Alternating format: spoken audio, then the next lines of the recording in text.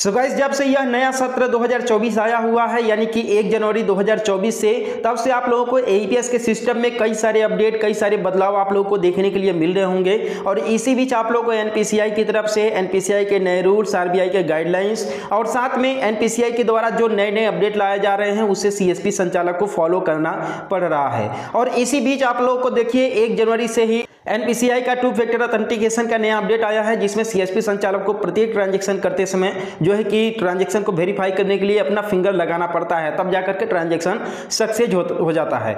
और इसी बीच आप लोगों को कई सारे बैंकों का एईपीएस यूज करते समय कई तरह के एरर भी देखने के लिए मिले, जैसे कि सस्पेक्टेड फ्रॉड, फेल का इशू, या फिर मोबाइल नंबर लिंक ना होना, या फिर सर्वर डाउन, इस तरह का। लेकिन आज है 4 मार्च 2024 यानी कि मार्च 2024 आ चुका है। अब सीएसपी संचालकों को एक नया एरर का सामना करना पड़ रहा है। बेसिकली यह एरर देखिए सभी बैंकों में धीरे धीरे करके आ रहे हैं, सभी कस्टमर्स के पास नहीं आ रहे हैं, सभी बैंक के सभी कस्टमर के साथ नहीं आ रहा है यह प्रॉब्लम, बल्कि गिने चुने कस्टमर्स के साथ आ रहा है। और सभी सीएसपी संचालकों के पास भी यह प्रॉब्लम नहीं आ रहा है। यह एरर ग्राहकों का एईपीएस यूज करते समय यानी कि एईपीएस के माध्यम से चाहे बैलेंस इंक्वायरी करते समय, चाहे मिनी स्टेटमेंट निकालते समय, चाहे उनका कैश विड्रॉल करते समय यह एरर सामने आ जा रहा है। और कई सारे सीएसपी संचालक बिल्कुल परेशान हैं, क्योंकि उनके पास जितने भी ग्राहक हैं उनमें से 40 से लेकर के 50% ग्राहकों के पास यह एरर देखने के लिए मिल रहा है।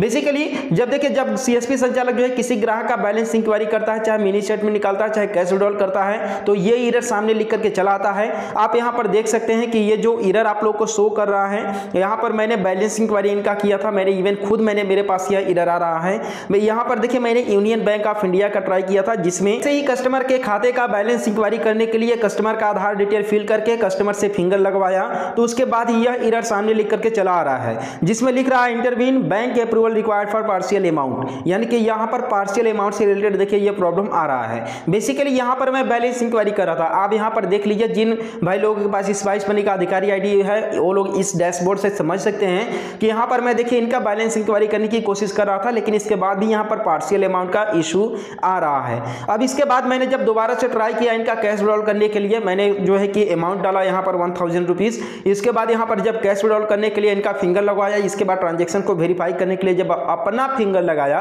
तो इसके बाद भी यहां पर ट्रांजैक्शन फेल हो गया। और यहां पर लिख रहा है intervene bank approval required for partial amount, यानी कि सेम प्रॉब्लम यहां पर आ रहा है। चाहे बैलेंस इंक्वायरी करते समय भी यही प्रॉब्लम आ रहा है और कैश विड्रॉल करते समय भी यही प्रॉब्लम आ रहा है। बेसिकली अब इसे रीड करते हैं कि आखिर इसका मतलब क्या हो रहा है। तो यहां पर देखिए इंटरवीन मतलब होता है कि हस्तक्षेप करना, यानी कि इसे रोका जा रहा है। लिख रहा है bank approval required for partial amount, यानी कि आंशिक रूप से पैसे को निकालने के लिए बैंक का अप्रूवल, यानी कि बैंक का जो है कि अप्रूवल आप लोगों को जरूरी है।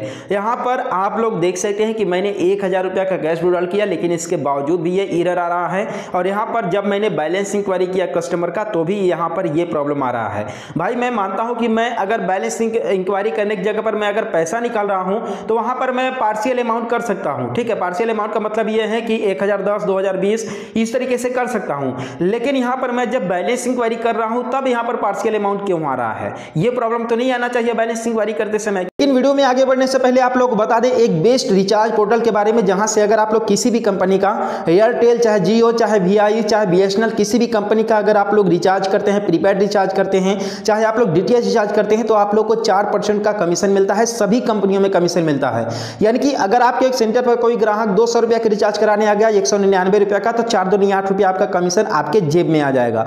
ठीक है, तो बेसिकली इस ऐप का लिंक आप लोग को नीचे डिस्क्रिप्शन में मिल जाएगा। आप लोग गूगल प्ले स्टोर पर सर्च करेंगे सेतु पे, और बेसिकली इसका retailer ID, distributor ID, super distributor ID इसका बिल्कुल फ्री ऑफ कॉस्ट है, क्योंकि बैलेंस इंक्वायरी करते समय तो आदमी पैसा निकालता नहीं है। फिर यहाँ पर क्यों पार्शियल अमाउंट का इश्यू आ रहा है? भाई कुछ समझ में नहीं आ रहा है कि एक्चुअली में एईपीएस मार्केट में हो क्या रहा है। कोई एनपीसीआई की तरफ से क्या क्या अपडेट देखने को मिल रहा है, ये बैंक में कमी है कि एनपीसीआई में कमी है, लेकिन फिर भी ये अंदाजा लगाया जा रहा है कि ये बैंक के सर्वर से इशू है। यहाँ पर बैंक के सर्वर के इशू की वजह से जो है कि यहाँ पर पैसा नहीं निकल पा रहा है। चाहे बैलेंस इंक्वायरी कर रहे होंगे, चाहे आप लोग लोग जो है कि कैश विड्रॉल कर रहे होंगे। यहाँ पर बैंक ऑफ इंडिया का भी कस्टमर के साथ ये इशू है, यूनियन बैंक ऑफ इंडिया के भी कस्टमर के साथ इशू है, साथ में इलाहाबाद बैंक यानी कि इंडियन बैंक के कस्टमर के साथ भी यह इशू इसमें देखने के लिए मिल रहा है।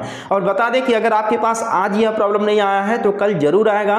और बेसिकली यह देखिए जो एरर है, यह एरर कोई एनपीसीआई की तरफ से नहीं है, बल्कि यह एरर देखिए है बैंक की तरफ से, और ये करीबन 2-4-5 दिन लगेगा बैंक की तरफ से यह जो एरर है इसे सॉल्व कर दिया जाएगा। अगर आपके पास भी यह एरर आ रहा है तो आप लोग को घबराने या फिर परेशान होने की जरूरत नहीं है। आप लोग को 2-4-5 दिन वेट कर लेना होगा, इसके बाद आपके पास भी इस ग्राहक का पैसा निकलेगा और आप लोग को परेशान होना नहीं पड़ेगा। तो आई होप कि आप लोगों को इस वीडियो के माध्यम से एक छोटा सा इंफॉर्मेशन मिला होगा। तो चैनल को सब्सक्राइब कर देना यार, और वीडियो को लाइक कर देना, और हम लोग मिलते हैं फिर किसी नेक्स्ट वीडियो में एक नई अपडेट के साथ।